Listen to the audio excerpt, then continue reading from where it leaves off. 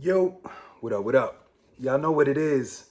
So this is what we're going to do in this video. I'm going to dive into exactly what happens during a fast.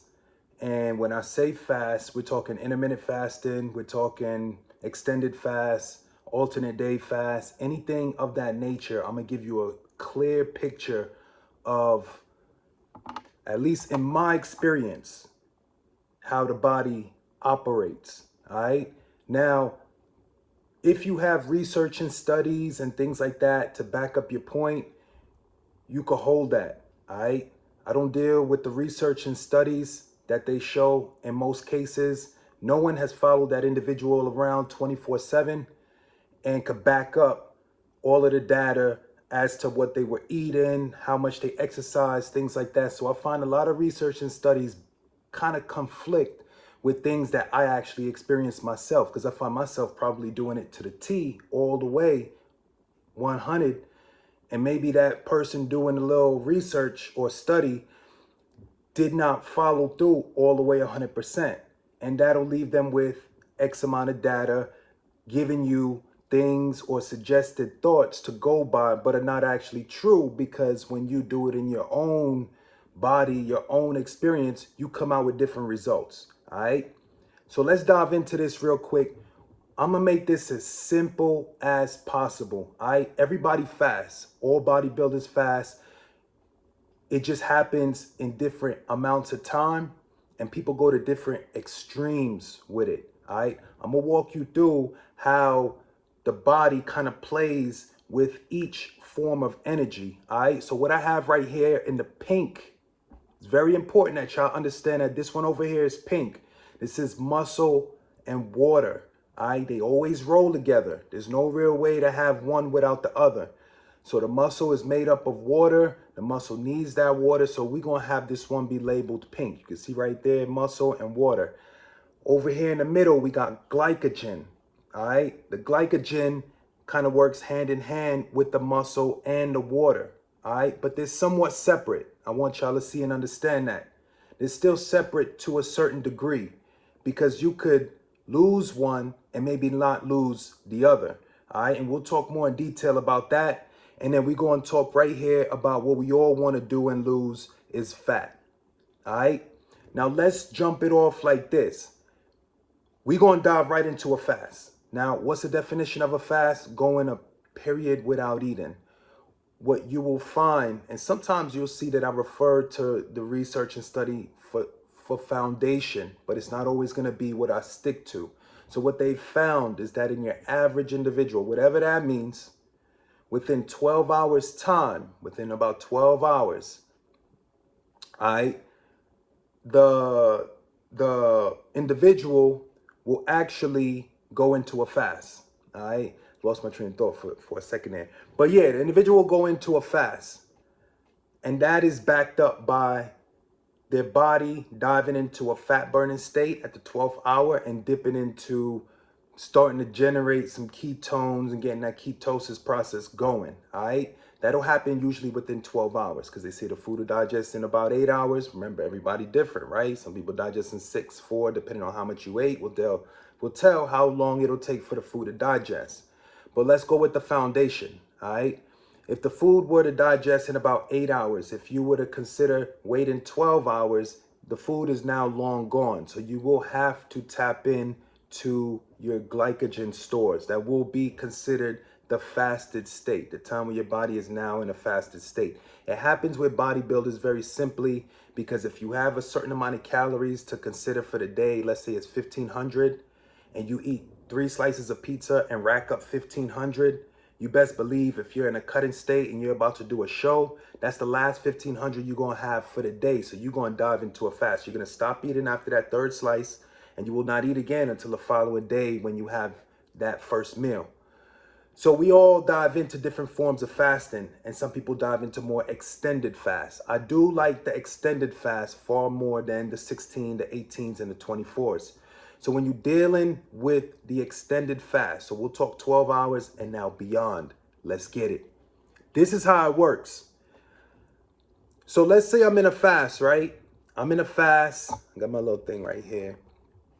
I dive into this fast. Boom.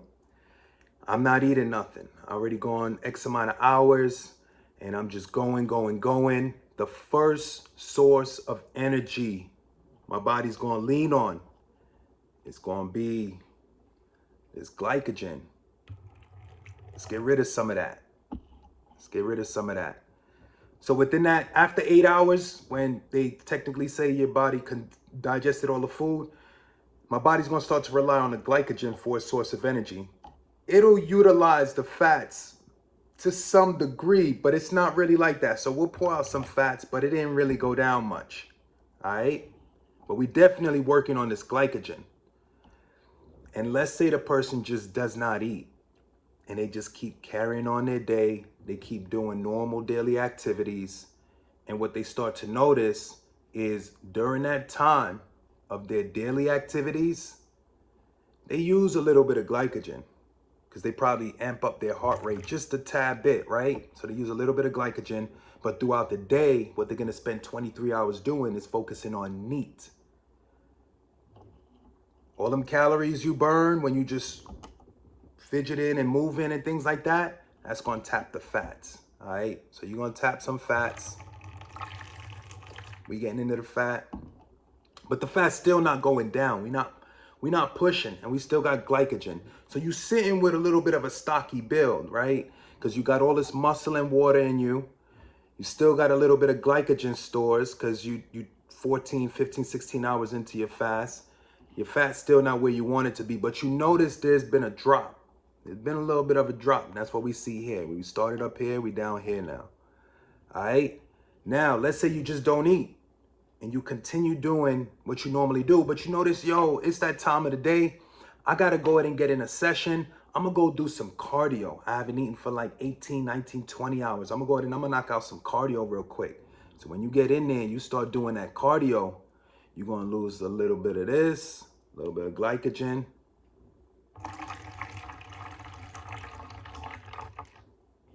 All right.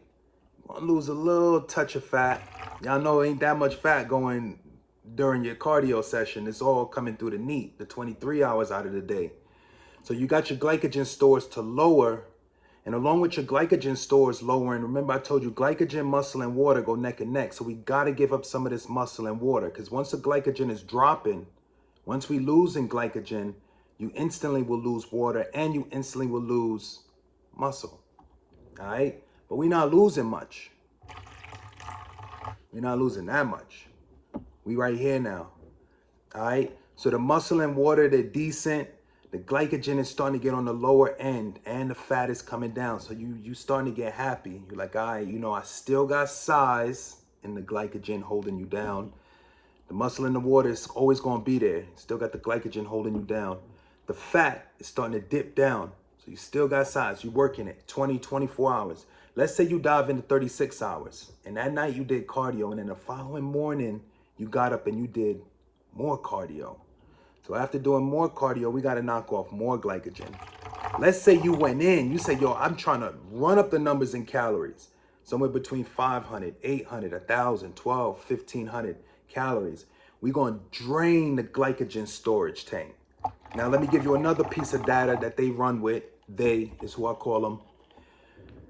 One of the piece of data that they like to run with is that the body's reserves, the glycogen tank, holds up to 1,600 calories. All right, your full glycogen stores can be up to 2,000. 1,600 is for the skeletal muscles. The other 400 is for the vital organs.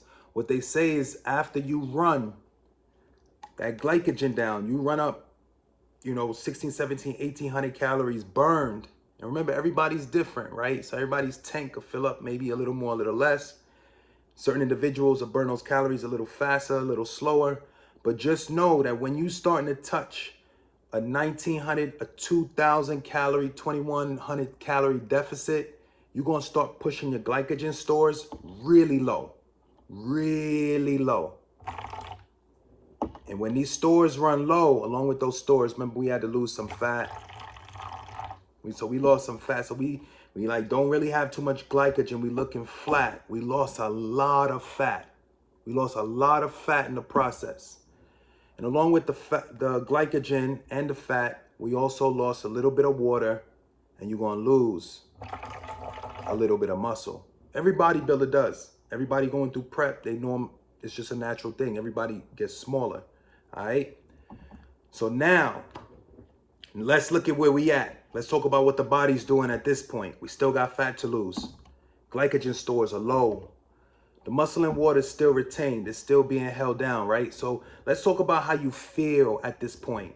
So when your glycogen stores are this low, the body starts to talk to you different, all right? All those urges and sensations that you might feel or have because you're in a hungry state, that's going to kick into gear heavy, all right? Your body and your brain, they're going to talk to each other back and forth. And when they talk to each other back and forth, they're going to be having an argument. I'm sorry, that's just how it's going down. And when the body's talking to the brain, the body's basically saying, look, bruh, you need to get out and go get some food right now, or I'm going to make you feel real bad. So that same message connects to your brain. You start getting out. Remember, this is my experience. Y'all might not experience any of this. You might skate off scotch-free, don't feel any of this. That's good. I'm going to just give you what I go through when this situation right here is going down in my body. When the glycogen stores are this low, my body starts putting a demand on my brain for me to get food. So it plays all types of tricks and different games with me in order for me to get this up. This has to go up. It's comfortable when it's high up here. It's doing all right when it's in the middle. But when it's low, it don't feel right. It don't operate. It don't function right, according to some people, right? Now, what you'll also notice is when the glycogen stores are this low, when they low, your body's going to slow you down. Why? Because look at what your body runs mainly off of. Not the muscle and the water, not the fat, but the glycogen. All right? That's what your body is sharing. It's sharing the caloric burn between the three. Everybody losing because we're not eating, but everybody's losing. But it focuses more on running the glycogen stores lower instead of anything else. So this is what your body says. It says, yo, look, bro, it's been too long. It's been too long. We're going to have to let more glycogen go. So it lets more of the glycogen go. And it's like, bro, we have nothing. We got nothing. And you're not reacting. You're not getting no food. You're not bringing no calories in. You're not helping Mr. Glycogen over here. So he's starting to back off and be like, look, bro, I don't think y'all could use me anymore. And Glycogen says, if y'all gonna use me, y'all use me as the card in the back pocket. Like y'all call me when you on your dead last. So Glycogen says, I'm gonna fall back and we're gonna let fat, muscle, and water start to come into play. And this is a brand new game right here. All right, this is a brand new game. Because when you deal with glycogen, you can run the numbers down with any form or source of physical activity, right? It'll always kind of tap your glycogen stores back and forth, in and out between fat and glycogen, right? But when you're dealing with muscle and fat, we don't got glycogen to kind of buffer what we're trying to do. We dealing with the goodies and we dealing with the uglies, all right? We dealing with what we don't want. This fat right here is what we don't want to lose. The muscle in the water is what we don't want to lose. So let's say we continue the fast. Glycogen is back here chilling. There's a little bit, and that's the symbol that I'm trying to give you. That's the idea, is that even when your glycogen runs low and when you think and you feel like, yo, I burned 10,000 calories, I don't got no glycogen left in my tank, the body will always hold a little bit in there, all right? And the way the body operates is it's only gonna release this. It's never gonna release it unless you bring in some calories. It's gonna hold this and it's gonna say, all right, we don't let this go until you bring in calories. When you bring in those calories and this runs up a little bit, oh yeah, we'll let this little go, because what you bringing in is far more than what we working with right here. That's how your glycogen is talking back to you. Now, when we're dealing with the muscle and fat and the water, let's say we are on this, we're on this fast. We're going 36, let's say 40 hours. All right. Now, I want y'all to know and understand something. The reason why I made muscle and water pink is because the idea of muscle loss seems to lose people. They seem to kind of not really be able to gauge how this muscle loss is really determined. Now, you don't just lose muscle when you sit back and relax. Nobody lays on the couch and just loses muscle. In that state and situation, laying on the couch, you usually resort to your body losing body fat. So now that we fasted 40 hours in, let's go lay on the couch for a few hours and we're going to tap some body fat. We're not going to touch muscle. Why do we need muscle? We just doing normal functions. We got enough fat to hold us down. Why would we touch muscle and water? We won't. The body just won't do it. It doesn't have a need. It knows that the muscle is precious. It's into going for the muscle when the time needs. So let's say after you laid on the couch, you get up and your man's like, yo, come through.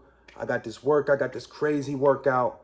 It's going to help us lose hella weight. So you jump up and you're like, all right, cool. I'm in a fasted state. And last time I checked in a fasted state, if I were to get out and do any type of exercise, it's going to result in me losing hella body fat. And a lot of people like to take this same situation and say, but hold up, because you might lose a lot of muscle. And the idea behind that, after about 72, 80, 90 hours, in my experience, yes, you will lose muscle under one circumstance, under one specific circumstance. And that circumstance is if it demands. If there's a demand for muscle, then you're going to lose it. So when your man says, come out, let's do this HIIT training, say, hold up. I don't think I need all that. The HIIT, that's going to take me to another level in muscle and water. If I get on that treadmill and I hit that incline and hit that 3.5 or 3.0 and run that for 20 minutes straight, I'm going to get off and be Gucci. The only thing my body will consider at that point tapping into is going to be fat. So for that person that wants to trigger and target fat, low intensity is the way to go. When you this fasted in, your glycogen stores is this low. You 2-3 days fasted. The main available source for energy is going to be right here. Fat, muscle, and water. That's what you're going to be looking at. When that weight is dropping or going up and down, this is what you're working with. If you get out there and do sprints, this is what you're going to do. You're going to lose muscle. Your body don't want to rely on fat if you're doing sprints. I just told you, when it comes down to the fat, your body likes to rely on that when you're doing a low intensity activity.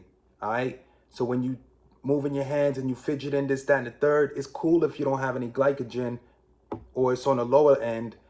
You're not going to touch your muscle and fat. Not to get clothes out the dryer, bro. Not to do that. So let's talk about conditioning, because this is very, very, very, very important when it comes down to somebody considering wanting to fast and they're looking at jumping right into it. And I want to encourage y'all that the one thing I do suggest, you do whatever you want to do. You know how I move. The one thing I do suggest is that you actually get your body into some type of conditioning. So when you do decide to fast and you do decide to add exercise in, it doesn't tax the body as much. So let me dive into a quick example so you can clearly understand. Let's talk about this. So let's say you have an individual who's never done any physical activity ever in their life. And he's like, yo, I need to lose some weight. He says, I jumped on this channel and the channel told me I could dive into a fast, and during a deep fasted state, I could get out and I could do some walking and I could actually knock off hella weight, hella fat. Yeah, you can, but there's something to it. All right. And I'm going to explain that to you. When you build the body's conditioning, what you're doing is you're prepping it for this stage. And building the body's conditioning means doing any kind of physical activity on a continuous basis, building the body's stamina, endurance, and strength, so that when your body is at a low point, it doesn't see the physical activity that you're doing as something as high intensity or as taxing to the body. All right, let me give you a quick example. If you have an individual who runs every single day, day in and day out, that's all they do. If that same person, when their glycogen is low and their fat wants to be tapped and their muscle and waters wanting to be preserved, if they're in that situation and they want to run, it's cool if they run. Why? Because that's something that they normally do. If that's something that they normally do, it may not come off as high intensity activity. So the body wouldn't consider using the muscle and the water.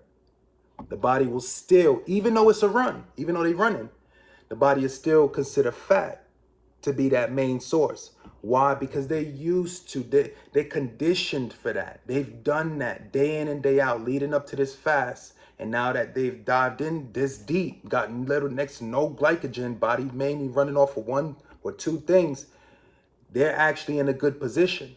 Because as they run and run them calories up, they run into fat calories. That's what's happening. All right. Now let's take the other individual who gets out. They ain't never do no physical activity in their life. They're like, all right, I'm about to do this fasting thing. They knee deep at this point, at this level.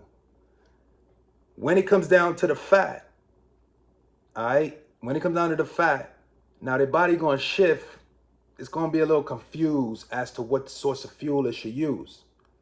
Because if the body gets to a point where it has not been properly conditioned and you put it up against something as simple as walking, you might face the backlash and lose muscle. I think that might be cases in some of the studies that they show, where individuals do simple types of exercise and they show a loss of muscle mass. And that's probably because their body's not already conditioned for that form of exercise. But if it is, their body don't want to use this. Their body want to use this because it's easy exercise. The walking is easy, something you do every day. So if we got to continue doing it and there's not that much glycogen, we're going to rely on the fat. We're going to let the fat run low. We're going to let the fat run low. All right. Now, let's move on. Now, let's say as time goes on, and I like to show y'all this, you continuously keep your glycogen stores low. You run the fast longer, 72, 80, 90 hours, and you start to notice during all your times of low intensity activity, you tap a little bit of muscle, a lot less than what you could if you did something higher in intensity, but you do burn a lot of fat, bro. In this stage, with the glycogen stores low and the fat on this lower level, bro, you really, oh my bad, not the fat, but when the glycogen is this low, the muscle mass is sitting steady, you really gonna start to tap fat, all right? Now, before you start looking at the muscle mass and saying, but yo, I'm noticing your muscle mass is getting lower. So the look appears to be as if the muscle mass is getting smaller. But the only thing you're really losing is water. Muscle mass still gonna hold down. It's gonna stay there. So the only thing you're really losing is water when you're dealing with muscle and water. So I'm gonna pour some water in. It's gonna dilute it, right? It's gonna make it a little bit more clear. Because the muscle, I want the representation to be seen that the muscle is still there. It's still there. And it represents, the muscle and water represents pink. Remember that. So as the water represents pink. So as the muscle, or maybe I'm saying that backwards, but y'all getting me. But as the muscle and water decreases, or muscle and water kind of drops a little bit, the muscle will stay stagnant to a certain degree. You won't lose as much as what a lot of people have convinced you to think. You won't lose that much, all right? You're going to hold that muscle down. What will happen, and why you can't really see it, why it's not really pink no more, is because your water's low. Your water's low. So, of course, in this situation, you still got the muscle, but it kind of appears a little more clear. Let's say you keep the fast going. So we're going to keep the fast going. And we're going to burn more fat. Now, fat is low. Yo, this right here, this single digit body fat. All right? Mind you, we got muscle on this end. It's there. It's there. We just got to fill it up with water. And we got to fill it up. So we need to make this more pink. And we need to bring the glycogen up. So I want y'all to see this. This is where it gets good. For y'all at 25 minutes in, y'all know what's up. Because this breakdown right here, I just cannot find it online. But let me show y'all how this works. When you say, all right, I'm ready. I got my fat real low. And like, I need that refeed. You got your glycogen. You know it's where it's at. You 70, 80, 90 hours in. Your muscle mass holding steady. But you know any sudden moves, somebody chase you down, that car fall on you, and you got to get it up. That's going to tax your muscle. All right. Your boy invited you out to come do sprints. That's going to tax your muscle. You in a critical state right here because you don't have much to rely on. There's barely any fat. There's barely any glycogen. And you know your body already made an agreement. He said, yo, we not touching this until you get more. So he ain't really in the deal right now. So you got fat and you got water chilling. The fat is low. You happy, but you notice I haven't eaten yet. I haven't even had any food yet. So how do I come about this in good standing? All right, well, this is how you do it. And we're going to walk through it. All right, so we ready. We like, all right, so let's get in. And during this time, mind you, we've been working out. We've been doing weights and stuff. That's how we drop the fat. That's how we drop the glycogen. So we are properly conditioned for all what I'm about to get into. So when you decide to eat, go ahead and have yourself a high nutritious, high calorie, whatever type of meal. I've done it all, right? I've done donuts. I've done McDonald's. I've done salads, I've done pastas, I've done all types of things to bring the fast back and notice different results in each scenario. But in each scenario, the results have always been good. That's the idea behind what I'm trying to get you to see and understand. I'm not going to tell you the diet or how to eat or what to eat. Just know and understand whatever you eat, you guaranteed. I almost say almost, but no. You guaranteed to get good results. So check this out. I'm ready to eat. I'm all fasted. I'm ready. I'm like, all right, so how do I do this? So the moment I'm gonna choose chicken, rice, vegetables, and I'm gonna choose 1,500 push. Let me push a 2,000 calorie meal. I'm gonna get it in one sitting. All right, so my body's already deprived or down thousands of calories, but I'm about to take in 2,000. So when I take in this 2,000, first thing my body's going to do is like, oh, snap, we got food coming. Hey, let's go. So that next workout, we promised you that y'all got food coming, right? All right, so food's on the way. That glycogen that we've been holding, we're going to toss that. And after we toss it, go ahead and let me get some more. Yeah, let me get some more. So you start running up the glycogen. And your body's like, you know what? Remember last time we ran out and we got real low and we was on like next to none? We was real low. All right, we're going to run it up more. We're going to actually store some extra.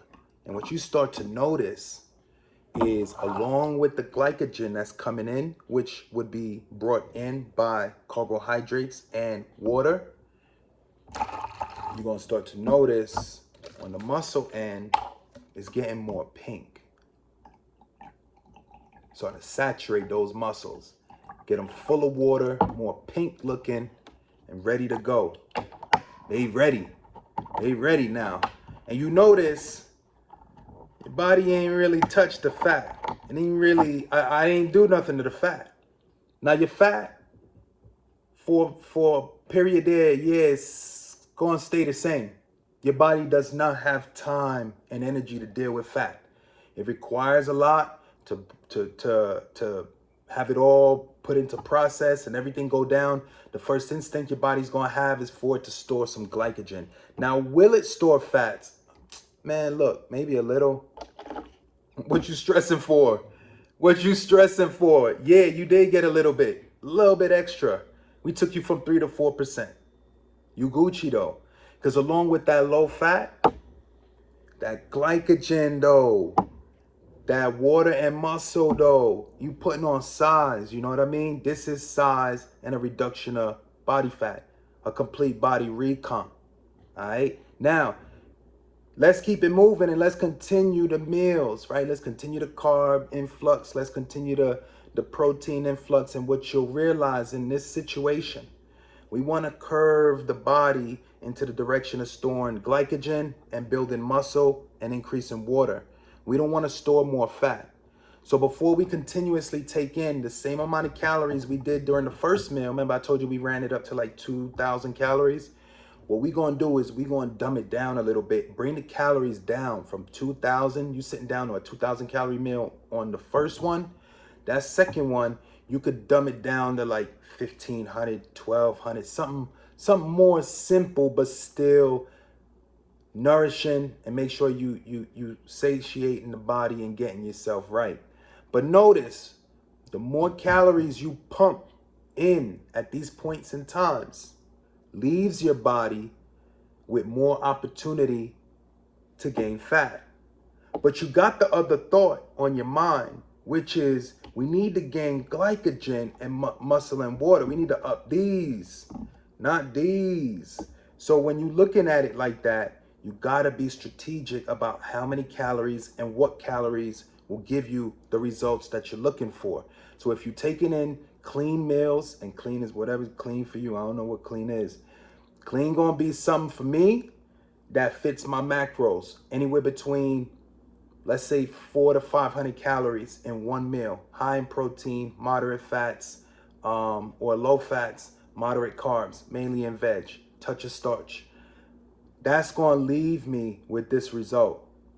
More glycogen, and because I didn't take in that many calories, just don't store that much fat.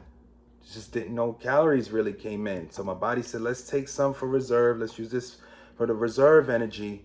And if some of them calories spilled over and was a little too much to what your body can handle, it's going to throw it in the fat. All right.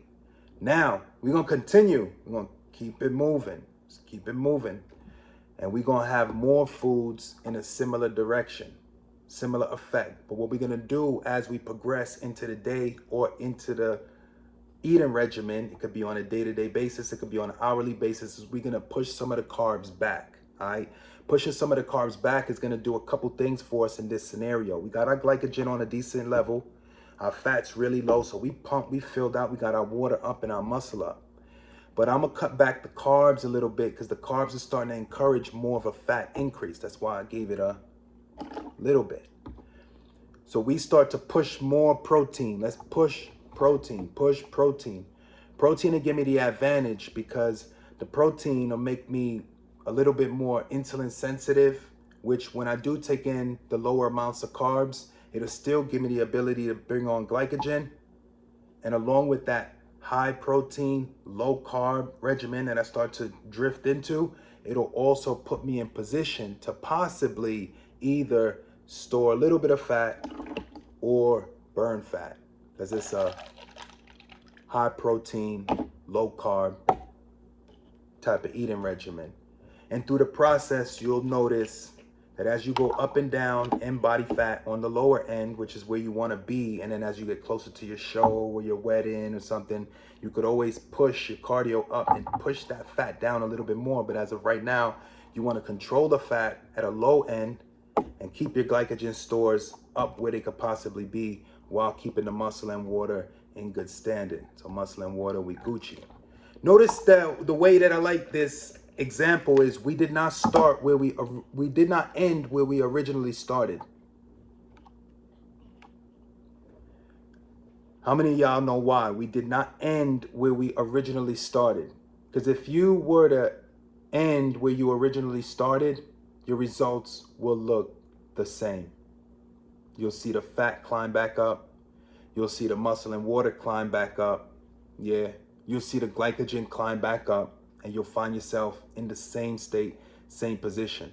You'll know 185 pounds can look two ways. It could look the original way when you're like, damn, I need to change something. And then you got 185 pounds that looks like, damn, what was I doing? I'm looking good. So you got to really realize that this is where you want to be. Nope, you're not at the top. You know, a lot of people like, yo, you used to be big. You used to be swollen. But they notice you're not as swole, but you cut now. And you still got size. But you cut now. And I see a lot of muscle and a lot of water. That's how it plays out. All right?